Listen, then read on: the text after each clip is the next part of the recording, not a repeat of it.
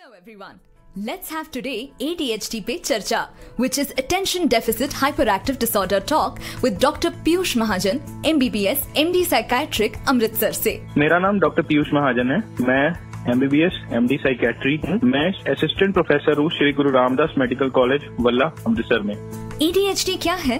ADHD का मतलब है attention deficit hyper active disorder. ये एक कॉमन डिसऑर्डर है जो बच्चों में देखा जाता है। डॉक्टर, ADHD डायग्नोज कैसे किया जाता है? ADHD डायग्नोज करने के लिए हम बेसिकली 3 सिम्टम्स देखते हैं पेशेंट में।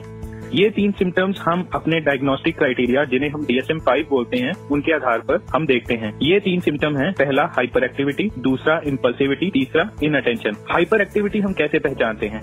हाइपर एक्टिविटी में बच्चा चाहे घर में या स्कूल में होगा तो एक जगह अपनी सीट पे टिक के नहीं बैठेगा। अगर कोई लाइन बनाने को, क्यू बनाने को बोला गया है तो वो क्यू को स्किप करने की कोशिश करेगा। अपनी क्लास में कभी एक सीट पे, कभी दूसरी सीट पे, कभी तीसरी सीट पे, हमेशा क्लास में टीचर पढ़ा रही होगी तो बार बार घूमेगा। घर पे भी सिमिलर काइंड ऑफ बिहेवियर होगा, टिकेगा नहीं अपनी जगह पे और ऑन द रन होगा, ऑन द गो होगा। इम्पल्सिविटी में बच्चा इम्पल्सिव होगा, रूल्स को ओबे नहीं करेगा, किसी को धक्का दे सकता है, किसी के साथ मारपीट कर सकता है, किसी भी तरह की गाइडलाइंस को फॉलो नहीं करेगा। इनअटेंशन में बच्चा भूल जाएगा, ध्यान नहीं देगा क्लास में पढ़ते समय, अपनी चीजों को स्कूल में भूल के आ सकता है, अपना होमवर्क नहीं करेगा, अपनी कॉमन चीजें शार्पनर, पेंसिल, बुक को बार बार भूल सकता है। तो इन सिम्टम्स के हिसाब से हम ADHD डायग्नोज करते हैं। ADHD डायग्नोज करने के लिए हमारे पास क्राइटेरिया में 7 से 12 साल की उम्र के बीच में डायग्नोज करने के लिए हमें क्राइटेरिया के हिसाब से बोला जाता है। और ये 3 सिम्टम्स एक से ज्यादा सेटिंग में होने चाहिए, जैसे कि स्कूल में भी हो, घर पे भी हो, और अगर हमारे पास दिखाने आया है और कई बार हम अपनी सेटिंग में भी उसको प्ले थेरेपी की फॉर्म में ऑब्जर्व कर सकते हैं। तो ऐसे हम ADHD को डायग्नोज करते हैं। ADHD के साथ दूसरे और कंडीशंस क्या हो सकते हैं? ADHD के साथ साथ learning disabilities, intellectual disability, autism, oppositional defiant disorder और कंडक्ट डिसऑर्डर जैसी प्रॉब्लम्स आमतौर पे देखी जाती हैं। ADHD ट्रीट करने के लिए सबसे पहले आप अपने साइकियाट्रिस्ट की राय लें। साइकियाट्रिस्ट इसे 2 तरीके से हैंडल कर सकते हैं। एक है दवाइयों से, जिसे हम फार्माकोलॉजिकल थेरेपी बोल सकते हैं। दूसरा है नॉन फार्माकोलॉजिकल तरीके, जिसे आप सिंपल भाषा में काउंसलिंग या साइकोथेरेपी कह सकते हैं। तो उनमें आगे डिफरेंट तरीके होते हैं साइकोथेरेपी में, कि हम सबसे पहले तो पेरेंट्स को ये समझाते हैं कि ये एक बीमारी है, उन्हें इनके साइन एंड सिम्टम समझाते हैं। दूसरा, हम पेरेंट्स को बोलते हैं कि आप टीचर से जाके भी इसके बारे में इंफॉर्मेशन लाएं। हम कई रेटिंग स्केल्स या क्वेश्चनियर्स होते हैं, उनका यूज करके ADHD की सिवियरिटी को हम पहले डॉक्यूमेंट करते हैं। उन क्वेश्चनियर्स को हम इवन पेरेंट्स को भी देते हैं और बच्चों को भी देते हैं और टीचर्स को भी देते हैं और खुद से भी एडमिनिस्टर करते हैं। उसके बाद असेसमेंट के बेस पे हम आगे फार्माकोलॉजिकल थेरेपी या behaviour therapy, positive reinforcement, parent behaviour, parent की एजुकेशन, पेरेंट ट्रेनिंग, ये सारे डिफरेंट नाम्स की हम मैनेजमेंट में टेक्निक्स यूज करते हैं। क्या कोई ADHD के मेडिकेशन इलेक्ट्रॉनिकली प्रिस्क्राइब करके ले सकता है?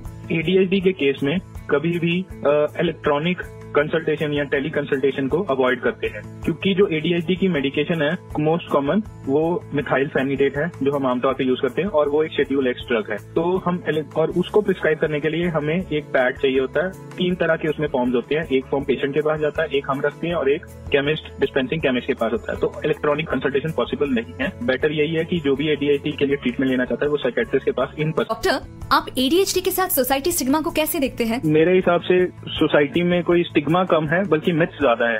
पेरेंट्स सोचते हैं कि बच्चा हमारा अगर इन सिम्टम्स से के साथ सफर कर रहा है, हाइपर एक्टिविटी, इम्पल्सिविटी और इनअटेंशन, तो उन्हें लगता है कि ये सिम्टम्स एक नॉर्मल डेवलपमेंट के सिम्टम्स हो सकते हैं और वो कई बार इन्हें लाइटली ले लेते हैं। उसके कारण वो इग्नोरेंट हो जाते हैं कि इसका ट्रीटमेंट कोई नहीं लेना चाहिए। ट्रीटमेंट से बच्चे को आगे जाके उसकी लाइफ में हो सकता है उसकी ग्रोथ पे असर पड़े, उसकी कोई फर्टिलिटी पे असर पड़े। बड़ा कुछ पेशेंट्स होते हैं, तो इस स्टिग्मा ना कह के मिथ्स हैं और उनके कारण इग्नोरेंट हैं पेरेंट्स, इसलिए ट्रीटमेंट नहीं लेते। वैसे स्टिग्मा एज सच नहीं है। डॉक्टर, ADHD पे कोई जनरल थॉट? मैं ADHD की टॉक को आगे कंक्लूड करने के लिए यही बोलूंगा कि ADHD आजकल हमारी OPDs में बड़ा ही कॉमनली देखा जाने लगा है। इसका रीजन हम एट्रीब्यूट नहीं कर पाएंगे कि क्या कारण है, पर हाँ डेफिनेटली इसका जो प्रेवलेंस है, इंसिडेंस है, वो बढ़ रहा है। हो सकता है कोई डेवलपमेंट के कारण हो, जैसे आजकल चाइल्ड रेयरिंग प्रैक्टिसेस हैं कि पेरेंट्स वर्किंग हैं, या बड़ा कुछ इसके मल्टीपल फैक्टर्स है, गैजेट्स हैं, और वैसे भी सबका सेल्फ कंट्रोल ओवरऑल हमारे सभी में, चाहे बच्चियां चाहे बड़े में, वो कम हो रहा है। तो ADHD का जो है एक प्रेवलेंस बढ़ रहा है। अब ADHD मैंने जो भी बातें की वो सारी बच्चों में बातें की। एक टर्म होता है अडल्ट ADHD। हमें ये नहीं भूलना चाहिए कि ADHD के कुछ सिम्टम्स अगर परसिस्ट कर लें अपनी अडल्ट लाइफ में तो वो भी ADHD की फॉर्म में प्रेजेंट हो सकते हैं और उन्हें हम अडल्ट ADHD का डायग्नोसिस। पर अडल्ट ADHD में डिफरेंस ये होता है कि वो उसमें हाइपर एक्टिविटी के सिम्टम बहुत ही कम होते हैं, इनअटेंशन के सिम्टम ज्यादा होते हैं। तो अडल्ट ADHD भी अगर किसी में हमें सिम्टम लगे इनअटेंशन या ऐसा कुछ भी सिम्टम, तो हमें तुरंत साइकियाट्रिस्ट के पास जाके उसकी फर्दर मैनेजमेंट के लिए हमें सलाह या कंसल्टेशन जरूर लेनी चाहिए। Thank you. Thank you, Doctor, for your real inspirational message which will brighten the future of India.